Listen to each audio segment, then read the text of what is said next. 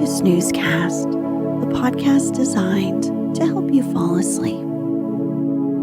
Find us on snoozecast.com and follow us on Instagram at Snoozecast to find behind-the-scenes content. If you would like to get an email once a week with upcoming sleep stories and other news, subscribe to this newsletter at snoozecast.com. This episode is brought to you by our Patreon supporters and by Fresh Adventures. Tonight, we'll read another story from the King Arthur series written by Maude Radford Warren titled Sir Lancelot and His Friends. If you'd like to listen to this whole series easily in order, go to snoozecast.com/series. King Arthur was a legendary British leader who, according to medieval histories and romances, led the defense of Britain against Saxon invaders in the late 5th and early 6th centuries. Sir Lancelot, also known as Lancelot of the Lake, is a character in some versions of Arthurian legend, where he is typically depicted as King Arthur's close companion and one of the greatest knights of the Round Table. In the French-inspired Arthurian tradition, Lancelot is the orphaned son of a king, raised in the fairy realm by the Lady of the Lake. Let's get cozy. Close your eyes.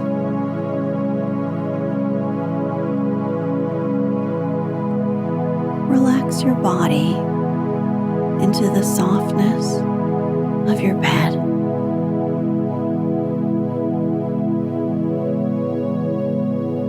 Now, take a few deep breaths.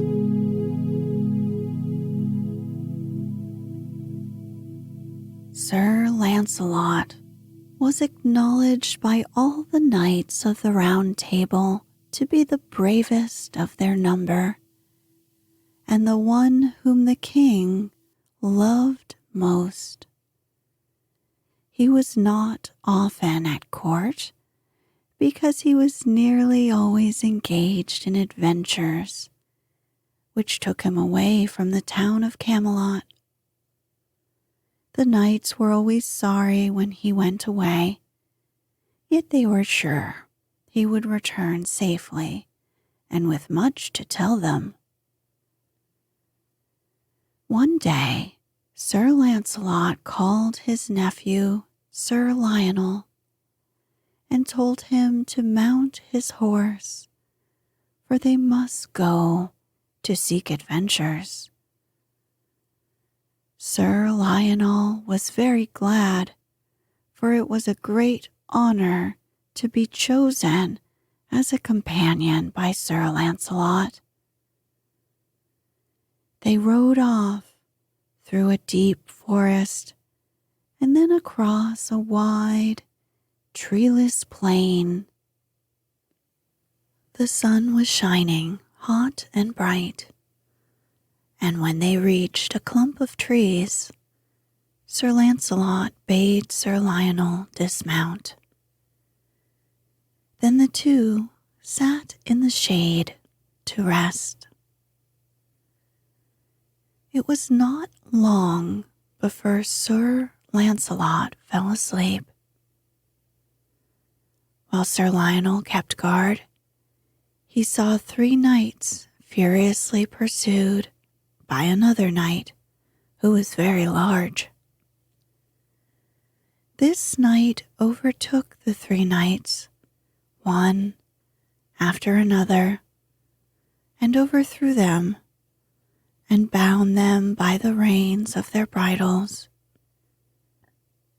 Sir Lionel, who was young and self-confident, thought that he would like to fight with this knight. So he mounted his horse very quietly without waking his uncle and rode into the plain. When the big knight saw him coming, he laughed and rode up quickly. At the very first stroke, young Sir Lionel fell to the earth. The strong knight bound him fast to the other 3 knights and drove them all to his castle. There he took off their armor and clothes. After that, he threw them into a deep dungeon where there were many other knights. Meanwhile, Sir Hector, the foster father of King Arthur, hearing that Sir Lancelot and Sir Lionel had gone in search of adventures, determined to join them. So he rode hastily in pursuit. When he had gone some distance through the forest, he met a woodcutter and asked him if he had seen Sir Lancelot and Sir Lionel. The man replied that he had not. "Then do you know of any adventure which I can seek?" asked Sir Hector. The man answered, "Sir, a mile from here is a strong castle. On one side of it is a large stream, and by that stream a large tree. At the foot of the tree is a basin of copper. Go and strike on that 3 times with your spear, and you will meet with an adventure." "Thank you heartily," said Sir Hector. He rode on and soon came to the tree. Hanging on it were a great many shields, and among them Sir Lionel's. There were also shields which belonged to other knights of the Round Table. Sir Hector knew that the knights must be prisoners, and he grew very angry. He struck sharply on the copper basin, and at once a huge knight appeared. "Come forward and fight," cried the knight. "That I will," said Sir Hector. "But I shall win," said the knight, "for I am the great Sir Turquaine." Sir Hector had heard of this powerful knight, whom so many of Arthur's lords had tried in vain to overthrow. But he was a brave old man, and so he began to fight fearlessly. He wounded the big knight once, but the knight wounded him many times, and at last overcame him. He picked Sir Hector up and carried him under his right arm into the castle. "You are very brave," he said, when they had reached the great hall. "You are the first knight who has wounded me these 12 years. Now I shall give you your freedom if you swear to be a follower of mine." "I shall never swear that," said Sir Hector. I am a follower of King Arthur." "I am sorry for that," said Sir Turquaine, "for now I must treat you as I do all my other prisoners." Then he took off Sir Hector's armor and clothes and threw him into the dungeon. There the old man found Sir Lionel and many other knights. "Is Sir Lancelot here?" asked Sir Hector feebly. "No," said Sir Lionel, and told how he had left Sir Lancelot sleeping. Then Sir Hector became cheerful. "Sir Lancelot will surely find us," he said, "and give us our freedom." But Sir Lancelot still slept under the tree. Soon 4 beautiful ladies rode by and, seeing a sleeping knight, dismounted to look at him. They at once recognized him as Sir Lancelot, the bravest knight in the land. One of these ladies was Morgan Le Fay, whom Arthur had forgiven for her treachery to him. She said to her companions,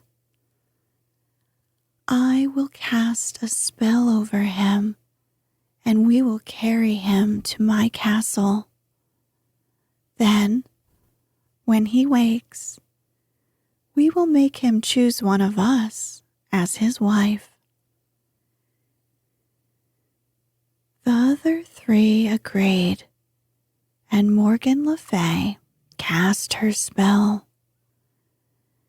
Then the 4 women lifted the knight upon his horse and went with him to the castle of Morgan Le Fay. They put the knight in a richly decorated chamber and left him. In the morning, he awoke and wondered where he was. Soon, a fair damsel entered with food, and he asked her to explain how he came to be in that place. "Sir, I cannot," she said, "but I can tell you this much. You are under a spell. In 12 hours, the spell will break, and perhaps I can help you then." After the damsel had gone out, the 4 ladies entered. They were clad in most beautiful robes. One had on silk that looked like the foam of the sea. Another had on velvet that seemed like moss from the forest. The third wore satin that was the color of maple leaves in autumn. Morgan Le Fay wore a robe that looked like a storm cloud, and her diamonds were like stars. "Choose one of us for your wife," she said, "and you shall be very happy." But Sir Lancelot said, "Fair ladies, I have no wish to marry. I would rather fight for my good King Arthur who needs me." At this, the ladies were angry. "You shall stay here till you choose," they said, "and if you will not choose, then you shall be thrown in prison." They went out, and Sir Lancelot remained alone all day. At dusk, the fair damsel came to him. "My lord," she said, "the spell is broken now, and I can help you. These ladies are not kind to me, and I am going to run away. I will take you with me on one condition." "Name it, damsel," he said. "I am a king's daughter," she said. "My father is King Bagdemagus." "He is a good man," Sir Lancelot said. "I know him well." "My father has been fighting in a tournament," said the maiden, "and has been overcome with all his knights. He feels very sad. Now, in 2 days, there will be another tournament at which he must fight. If you help him, he will surely win and be happy again." "I will gladly help him," said Sir Lancelot. Then the damsel bade him walk softly with her. She opened 12 great doors, one after another. Each had a lock with a key so heavy that the maiden had to use both hands to turn it. At last, they reached the courtyard, and there she gave Sir Lancelot his horse and armor. She also mounted a horse, and the two rode away. After riding all night, they came to the court of King Bagdemagus. He was overjoyed to welcome Sir Lancelot, for well he knew that none could overcome that good knight in combat. All day there was music and dancing and feasting. Sir Lancelot, however, could not be merry. He kept thinking of his nephew, Sir Lionel, and wondering where he was. On the morning of the tournament, Sir Lancelot asked King Bagdemagus to furnish him with a white shield, because he did not want to be known. The king did so, and also gave each of the 3 knights who rode with him a shield of the same color. Sir Lancelot went with the knights into a little leafy wood near the field where the tournament was to be held. Meanwhile, King Bagdemagus rode to the tournament with 60 men and met there with the king of Northgulis with 80 men. They began to fight, and soon those on the side of King Bagdemagus began to be worsted. Then Sir Lancelot, with the 3 knights, dashed out of the little wood and into the thick of the fight. one could stand against Sir Lancelot. One of King Arthur's knights, Sir Modred, the brother of Sir Gawain and Sir Gareth, was fighting against King Bagdemagus. Not knowing who Sir Lancelot was, he rushed upon him. Sir Lancelot unhorsed him, but would not hurt him, because he was a knight of the Round Table. Years afterward, Sir Modred proved to be a traitor to King Arthur. Sir Lancelot fought so well that, for his sake, all the prizes of the tournament were given to King Bagdemagus, who was greatly rejoiced and offered large gifts to Sir Lancelot and begged him to be his guest for a time. But Sir Lancelot was so curious to find out what had become of Sir Lionel that he could not remain. So, the next day, he set forth. He rode back towards the clump of trees where he had fallen asleep while Sir Lionel kept watch. On the highway, he met a damsel riding on a white carriage.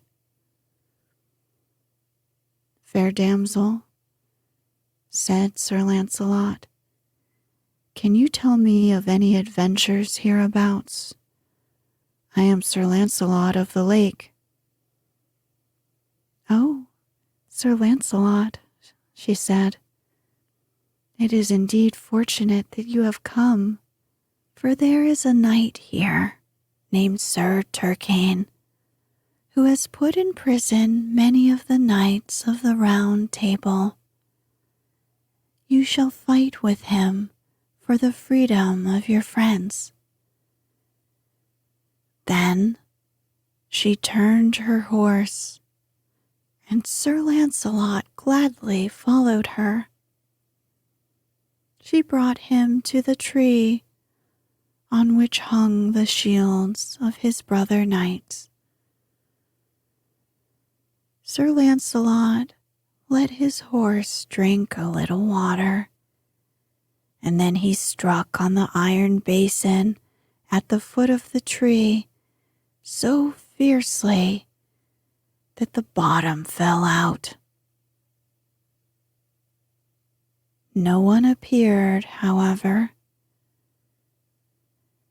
Then he rode up to the castle of Sir Turquaine. Near the gate, he met the big knight. He was on foot, driving his horse before him. On the horse lay a knight, securely bound. Sir Lancelot recognized him as Sir Gaheris, the brother of Sir Gawain and Sir Gareth. "Put down the knight," said Sir Lancelot. "Mount and fight." "Gladly," said Sir Turquaine. "Before long you will be sorry for your challenge." Then the two rode at each other. Their horses' feet beat the dust into clouds, and they used their swords so fiercely that their armor rang continually like the clanging of heavy bells.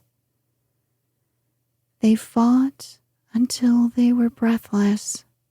Then Sir Turquaine, leaning on his sword, said, by my faith, never have I fought with such a strong man before. I admire you, and I would be your friend. You fight as they say that knight does, whom I hate most in all this world.